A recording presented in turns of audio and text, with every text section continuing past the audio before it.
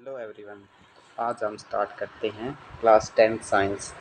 तो class 10 science में हम स्टार्ट करते हैं चैप्टर इलेक्ट्रिसिटी। इलेक्ट्रिसिटी होती क्या है, इसका आप सभी यूज़ करते हैं। कोई भी इलेक्ट्रिक मशीन है जिसमें इलेक्ट्रिसिटी यूज होती है, वो कैसे होती है उसे हम डिटेल में स्टडी करेंगे कि इलेक्ट्रिसिटी बनती कैसे है। तो चलो स्टार्ट करते हैं। What is electricity? इलेक्ट्रिसिटी क्या होती है? Electricity is the branch of physics. ये फिजिक्स की ब्रांच होती है in which we study about electric charge in motion. हम इसमें पढ़ते हैं कि इलेक्ट्रिक चार्ज की वजह से इलेक्ट्रिसिटी कैसे बनती है। The flow of charge in a conductor is defined as electricity. इसका क्या मतलब है कि कंडक्टर का क्या मतलब होता है कि जिसके अंदर इलेक्ट्रिसिटी कंडक्ट करे, उसके अंदर चार्ज का फ्लो होना, उसे कहते हैं electricity. Okay, charge is transferred from one end to of the terminal to the other. Charge क्या होता है, एक टर्मिनल से, किसी भी सब्सटेंस के एक टर्मिनल से दूसरे टर्मिनल की तरफ जाता है, तो वह चार्ज का फ्लो होता है, उसे ही कहते हैं electricity. It usually processes from a positive to negative terminal. यह हमेशा मूव करता है पॉजिटिव टर्मिनल से नेगेटिव टर्मिनल की तरफ। ओके, आपको इलेक्ट्रिसिटी समझ में आएगा। चलो नेक्स्ट टॉपिक की तरफ बढ़ते हैं। नेक्स्ट टॉपिक है इलेक्ट्रिक चार्ज। इलेक्ट्रिक चार्ज क्या होता है? तो आपने बेसिकली विंटर सीजन में जब आपको सर्दी लगे तो आप अपने दोनों हाथों को रब करते हैं। तो रब करने से क्या होता है, वो हाथ गर्म हो जाते हैं, तो उसमें चार्ज क्रिएट हो जाता है। वैसे ही अगर हम किसी भी दो बॉडीज़ को आपस में रब करेंगे तो उससे चार्ज क्रिएट होगा, यानी कि वो उनमें हीट प्रोड्यूस होगी। ऐसे ही है इसमें ये इलेक्ट्रिक चार्ज में। व्हेन वी रब टू बॉडी, जब हम टू बॉडीज़ को रब करते हैं तो उसमें इलेक्ट्रिक चार्ज प्रोड्यूस होता है। ठीक है, तो इसके अब चार्ज के टाइप कितने होते हैं? चार्ज के होते हैं basically two types, negative charge और पॉजिटिव चार्ज। नेगेटिव चार्ज और पॉजिटिव चार्ज। ओके, अब आप क्लास 10th में आ चुके हैं। आपने इलेक्ट्रॉन, प्रोटॉन और न्यूट्रॉन का नाम तो सुना होगा कि एक एटम होता है, उसके अंदर न्यूक्लियस होता है और न्यूक्लियस के अंदर न्यूट्रॉन और प्रोटॉन रहते हैं और इलेक्ट्रॉन उसके चारों तरफ रिवॉल्व करते रहते हैं। ठीक है, अब मैं उनके चार्ज बताता हूँ आपको।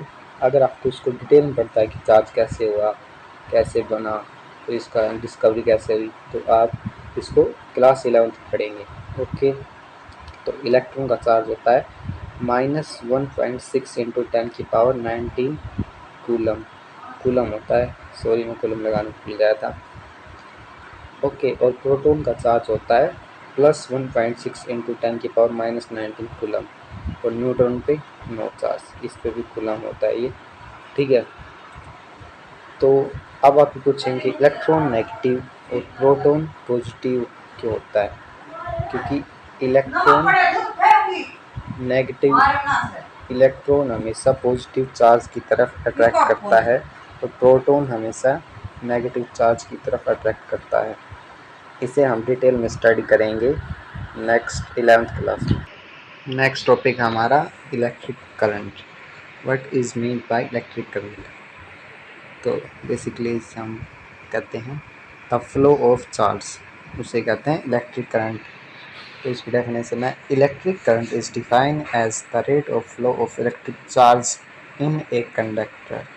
मतलब कोई भी कंडक्टर का मतलब है, जैसे कि कोई वायर है, आपका चार्जर है फ़ोन का, तो जब आप उसको स्विच में लगाते तो वहाँ से करंट कंडक्ट होकर आपकी वायर में से आपके फ़ोन को चार्ज करता है। तो करंट नहीं आ रहा, उसमें क्या आ रहा है, चार्ज आ रहा है।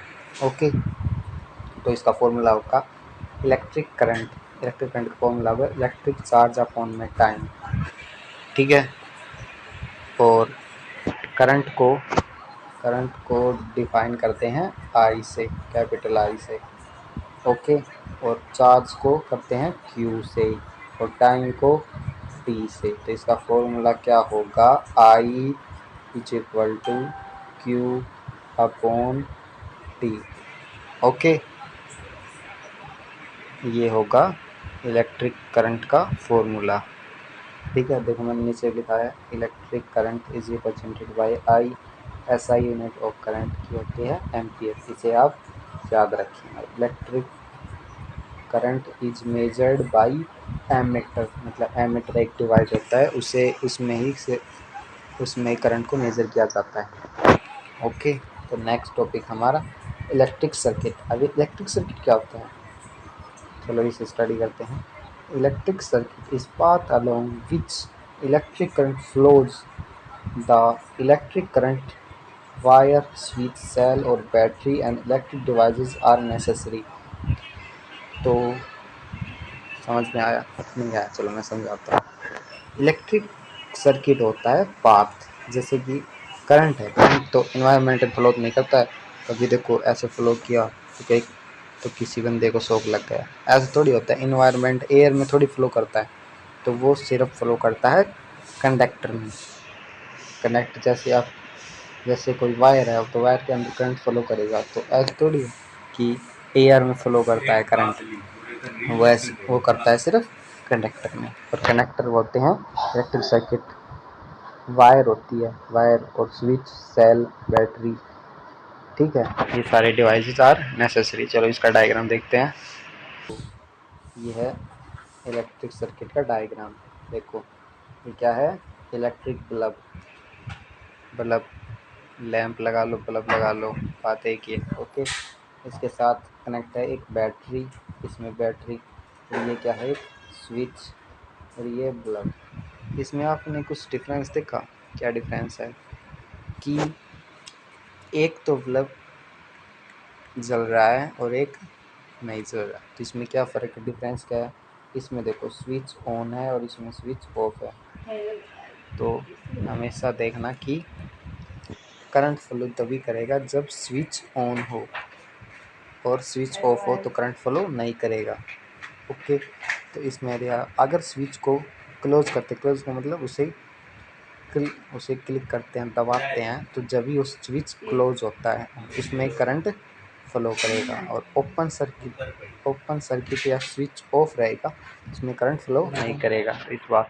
चलो नेक्स्ट टॉपिक पे आ गए हम, वो है इलेक्ट्रिक पोटेंशियल। इलेक्ट्रिक पोटेंशियल क्या होता है, मतलब किसी अपने अंदर कितनी ताकत है, ठीक है, उसे कहते हैं पोटेंशियल। मतलब किसी काम को करने के लिए उसके पास कितना पोटेंशियल है। ओके, उसके पास कितनी स्ट्रेंथ है एकदम में, ठीक से उसे कहते हैं। लेकिन ये फिजिक्स में क्या होता है, फिजिक्स में इलेक्ट्रिक पोटेंशियल क्या होता है, इसे कहते हैं electric potential is defined as the minimum amount of work done which required to bring a positive from infinity to that point. देखो जैसे कि ये एक पॉइंट है, थोड़ा बड़ा बनाते हैं इसको। देखो जैसे कि एक पॉइंट है, इसको ये क्या है गाइस, ये सिंबल आपको याद रखना पड़ेगा। ये है सिंबल इन्फिनिटी का। इन्फिनिटी मतलब कोई भी ऐसी चीज़ जिसको आप देख नहीं सकते उसे कहते हैं इन्फिनिटी। देखो जैसे कि ये क्या है, एक पॉइंट है, ठीक है, तो यहाँ से क्या है, एक इन्फिनिटी, मतलब ऐसी जगह जिसको आप कहीं भी देख नहीं सकते। तो इलेक्ट्रिक, तो इसको है ना, मतलब यहाँ से हम इसको, यहाँ पर कोई चार्ज रखा है तो उसको हम उठा के यहाँ से लेके जाएंगे यहाँ तक। इसमें कम से कम जितनी पोटेंशियल का यूज होता है उसे कहते हैं इलेक्ट्रिक पोटेंशियल। मतलब नहीं समझ में आया, चलो मैं ठीक से समझाता हूँ। देखो जैसे कि ये पॉइंट ए है और यहाँ पर कोई चीज़ रखी है, तो जैसे कि यहाँ पर एक बिल्डिंग बन रही है, क्या बन रही है, बिल्डिंग। तो यहाँ पर यहाँ पर रखी है सीमेंट, ठीक है। तो जैसे कि हम यहाँ पर आए लेबर बन के हमने मजदूरों की तरह यहाँ से कट्टा उठा के हम यहाँ से चलते गए और यहाँ पर पहुँच गए। तो हमने यहाँ से कट्टा उठाकर यहाँ पर जितनी एनर्जी स्ट्रेंथ का यूज किया है उसे कहते हैं इलेक्ट्रिक पोटेंशियल। ओके, अब तो आपको समझ में आ गया होगा। ठीक है, अब इसका फॉर्मूला देखते हैं।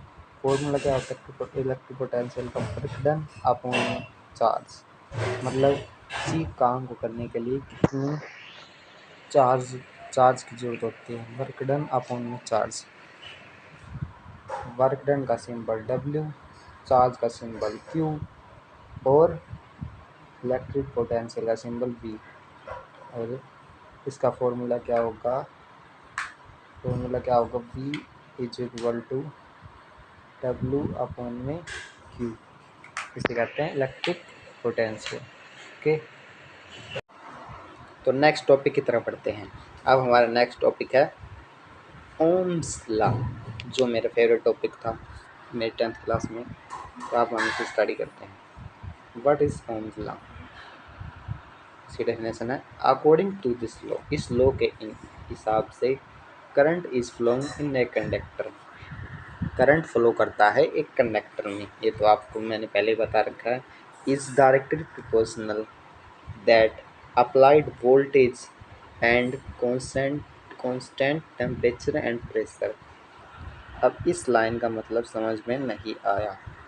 चलो इसका सिंपल सा, इस ये है V क्या है? इलेक्ट्रिक पोटेंशियल, और I, बस ख़त्म, इतना ही था ओम्स लॉ। लेकिन डेफिनेशन याद करनी पड़ेगी, डेफिनेशन आपको याद करनी पड़ेगी। लेकिन ये ओम्स लॉ सिर्फ इतना है, V डायरेक्टली प्रोपोर्शनल I। अब देखो ओम्स लॉ क्या मतलब, अगर इलेक्ट्रिक करंट एक कंडक्टर में फ्लो करता है, वह डायरेक्टली प्रोपोर्शनल होता है वोल्टेज की। वोल्टेज क्या होती है? अब इलेक्ट्रिक पोटेंशियल वोल्ट होती है SI यूनिट, और उसमें वोल्टेज का यूज होता है, तो वह डायरेक्टली प्रोपोर्शनल होगा इलेक्ट्रिक करंट में। अगर डायरेक्टली प्रोपोर्शनल का क्या वह होगा टेम्परेचर एंड प्रेशर में, मतलब कांस्टेंट टेम्परेचर रहना चाहिए और कांस्टेंट प्रेशर रहना चाहिए। ओके, अब V डायरेक्टली प्रोपोर्शनल I या V लगा दिया, दोनों बात एक ही हैं। I directly proportional to V, electric current is directly proportional to voltage. तो इसका क्या मतलब होगा? इसका मतलब ये है, यदि I को इंक्रीज करेंगे तो V भी क्या होगी? इंक्रीज। अगर I को डिक्रीज करेंगे तो V भी क्या होगी? डिक्रीज। बस डायरेक्टली प्रोपोर्शनल का यही मतलब था, समझ में आएगा। अगर I को बढ़ाओगे, इलेक्ट्रिक करंट को बढ़ाओगे, तो उसकी वोल्टेज भी बढ़ेगी।